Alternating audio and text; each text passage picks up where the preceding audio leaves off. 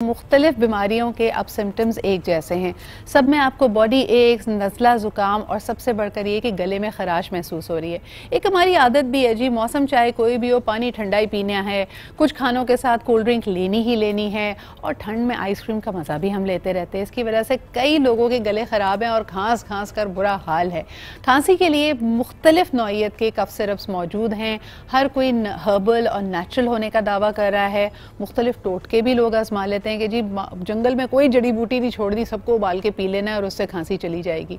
तो ये सारी प्रैक्टिसेस के बारे में ज़रा एक साइंटिफिक ओपिनियन ले लेते हैं कि क्या ये वाकई हमारी खांसी को हेल्प करती है, और ख़ास तौर पे जो चिकनाई वाले खाने हम खा रहे हैं या मीठा खा रहे हैं, क्या खांसी के दौरान उनको खाना हमारी कॉम्प्लिकेशंस को बढ़ा सकता है। वो क्या चीज़ें हैं जो बलगम को, फेलगम को आपके थ्रोट में बढ़ाती हैं और आपको उनके बारे में थोड़ा सा मोहतात होना चाहिए। हमारे साथ हमेशा की तरह मौजूद है my very dear friend doctor Sadia Khalid. अस्सलाम वालेकुम सादिया जी। सादिया जी, अक्सर जब बच्चे या बड़े खांसते हैं तो हम एक कॉमन सी इस्तिलाह सुनते हैं बड़े बुजुर्गों की तरफ से कि सीना देखो कितना जकड़ा हुआ है। इसका क्या मतलब होता है और ये ड्राई खांसी और बलगम वाली खांसी में फ़र्क क्या है? अच्छा देखिए सिद्रा, सीना जकड़े का मतलब है कि कंजेशन है आपकी चेस्ट में, ठीक है। जैसे मौसम चेंज होता है तो इसकी बहुत सारी खांसी की बहुत सारी वजूहात हो सकती है। उसमें आपका कॉमन कोल्ड है, इन्फ्लुएंजा है, रेस्पिरेटरी इन्फेक्शन है, बिल्कुल pneumonia is a leading cause. खास तौर पे देखिए इतने जो बाइकर्स हैं, मैं अक्सर देखती हूँ कि उन्होंने जैकेट पहनी हुई भी होती है तो जैकेट जिप नहीं होती, तो सीने पे हवा तो लग रही है जी। और उसमें फिर ये होता है कि आपको कंजेशन हो जाती है, रेशा बनता है। अच्छा, इसमें एलर्जिक कॉजेज होती हैं, इन्फेक्टिव कॉजेज होती हैं। उसके अलावा smog and dust, yes, allergic causes में there are lot of like allergies, food allergies हैं, डस्ट है, even medicine can cause cough.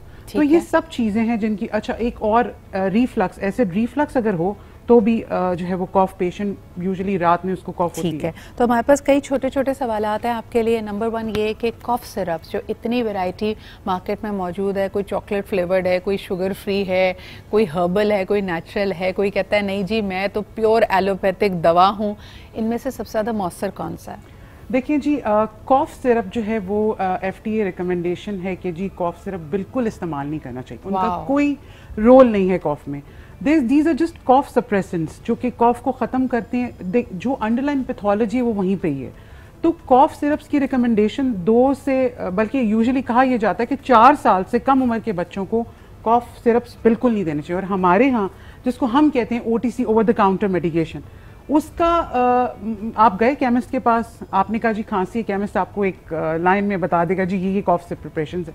These are not recommended to use in children specifically. Also intoxicating, यानी इनमें से कई बच्चे को फौरी तौर पर सुला देते हैं। मुझे लगता है कि खांसी से ज्यादा कई पेरेंट्स को अपने बच्चों के जागने से मसला है। वो कहते हैं जरा सुकून से सो जाए, हमें भी थोड़ा सुकून का सांस मिले। अच्छा देखिए, कॉफ सप्रेसेंट्स जो हैं वो आपकी जो कॉज है उसको नहीं खत्म कर रहे हैं, वो सिर्फ एक कॉफ को सप्रेस कर रहे हैं। अच्छा, कॉफ इज अ नॉर्मल फिनोमेना। कॉफ क्यों होती है? जब आपकी बॉडी में, आपके एयरवेज में म्यूकस प्रोडक्शन होती है, बलगम जिसको हम कहते हैं, उसको क्लियर करने के लिए इट्स अ फिनोमेना। तो ये बिल्कुल एक नॉर्मल सा फिनोमेना है। हाँ, अगर रात में डिस्टर्बेंस है तो आप बच्चे को, और बहुत सारी रेमेडीज हैं जिसमें आपको ल्यूकवार्म वाटर है, फ्लूइड्स का इंटेक बढ़ा दें, उसके अलावा वार्म फ्लूइड्स दें, यखनी सूप, ये सब रेमेडीज जो ये काम करती हैं। अच्छा, in a very interesting thing you just mention कि ये म्यूकस का या रेशे का, बलगम का, जो भी इसको आप नाम देना चाहें, उसकी वजह से खांसी होती है। तो फिर जो ड्राई कॉफ है जिसके अंदर ऐसा कुछ नहीं हो रहा, इसके अंदर आप कोई ऐसा रेशा महसूस नहीं कर रहे, उसके लिए क्या करना चाहिए और दोनों में फ़र्क क्या है? अच्छा सिद्रा, देखिए ड्राई कॉफ भी इरिटेंट तो है। आपको कॉफ इसलिए हो रही है कि there is some irritation in the throat. Okay, तो इरिटेशन को यूजुअली आप ल्यूकवार्म लें, ल्यूकवार्म वाटर लें, फ्लूइड्स ले लें, अपना फ्लूइड इनटेक बढ़ा दें।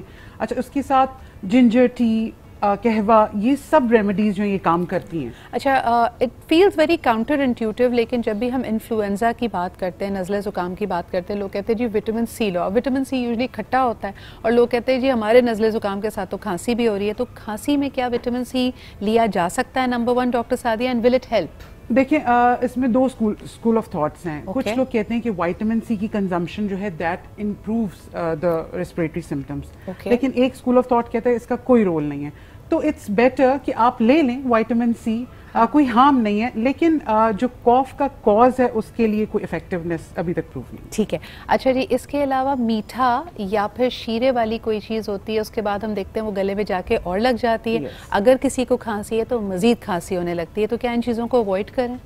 देखिए, मीठा या बहुत ज़्यादा चिकनाई वाली जैसे आपने चीज़ों का बताया, तो मीठा खाने से यूजुअली कॉफ ऐसा नहीं होता कि बढ़ जाती है, बट ये कि गले में स्टिक कर जाती हैं चीज़ें, तो उसको अवॉइड करना चाहिए। बहुत ज़्यादा मीठा, ऑयली चीज़ें, स्पाइसी अवॉइड करनी चाहिए। जब आपको खांसी हो रही है, खांसी की बहुत सारी कॉजेज़ हैं, मैंने आप जैसे पहले बताया, एज़मा हो सकता है, कोई एलर्जिक कॉज है, तो आप रूट कॉज को ढूंढें कि क्या आपके घर में, अच्छा यूजुअली जिनके घर में पेट्स होते हैं, कारपेट्स हैं, डस्ट माइट्स हैं, ये सब कॉजेज़ हैं।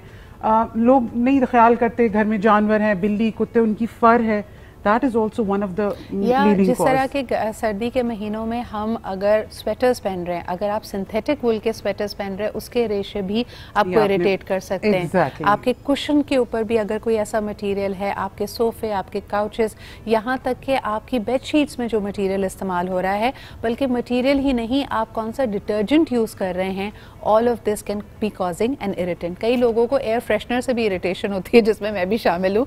कई एयर फ्रेशनर्स ऐसे होते हैं कि उसके बाद आपको लगने लगता है कि आपको खांसी आ रही है।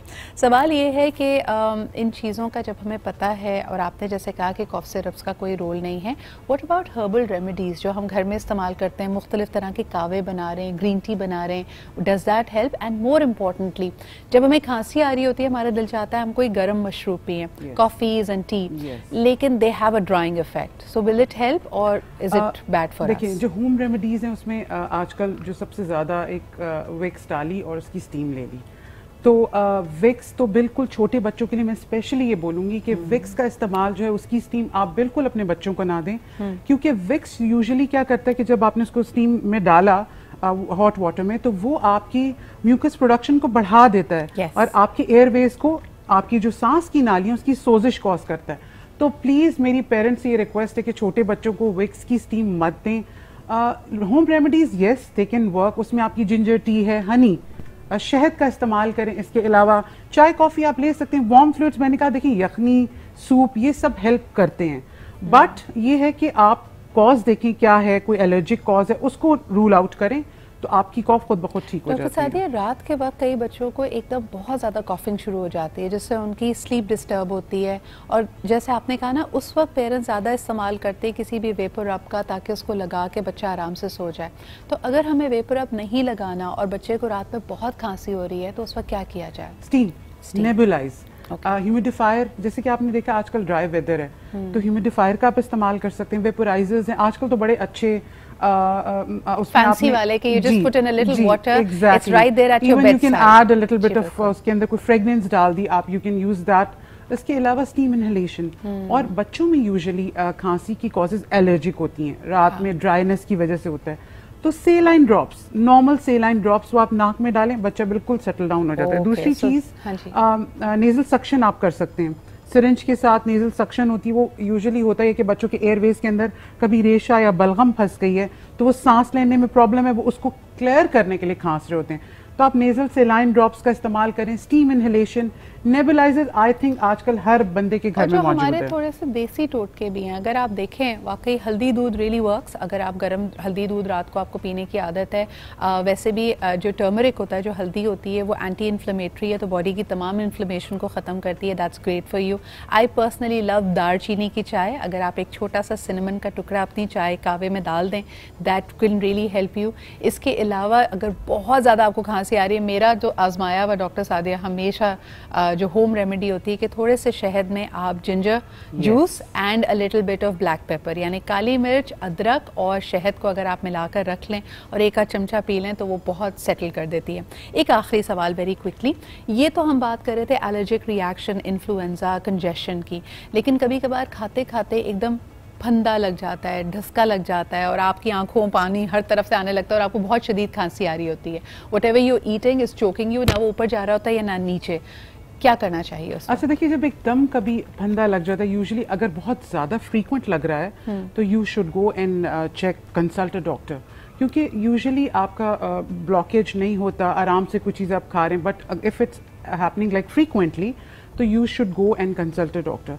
बट कभी इत्तेफाक से खा रहे हैं, आपको लग गया फंदा, तो लोग क्या करते हैं, फौरन पानी देना शुरू हो जाते हैं, विच इज़ रॉन्ग। आप पानी देने की बजाय थोड़ा सा बैक पे टैप करें आगे करके, उस पेशेंट को थोड़ा सा हल्की हल्की टैपिंग करें, ताकि ऑलरेडी एक चीज स्टक किया हुआ है, आप पानी दे रहे हैं, वो खुदा ना खास्ता सांस की नाली में जाने का खतरा है। यूजुअली लोगों को महसूस ऐसा ही हो रहा था कि जो वो खा रहे थे वो कहीं जाके चिपक गया है, तो आपने कहा पानी अगर ना पिए तो अगर ब्रेड या रोटी का टुकड़ा आसानी करता है, अगर कोई भी चीज सॉफ्ट, कोई सॉफ्ट चीज आप दे सकते हैं। हाँ। लेकिन लोग क्या करते हैं, फौरन पानी का ग्लास मुंह में डाल दिया, हाँ। ऑलरेडी एक बंदे को सांस लेने में दुश्वारी है, आप पानी ऊपर से डाल रहे हैं, वो मजीद चोकिंग कॉज करता है, और दैट कैन वो एस्पिरेट कर सकता है पेशेंट, आपकी सांस की नाली में जा सकता है, तो वो एक प्रॉब्लम क्रिएट करता है। आई थिंक तो इन चीजों का ख्याल रखना इसका बिल्कुल आपने ख्याल रखना है। अगर आपको ढसका लग जाए या जिसको कहा जाता है फंदा लग गया, अचानक से चोकिंग होने लगे, पानी उस वक्त आपने नहीं पीना। कोई भी सॉफ्ट डाइट, यानी अगर एक नरम सी रोटी का टुकड़ा या ब्रेड का टुकड़ा आप उस वक्त खा सकते हैं, it is going to help you much better.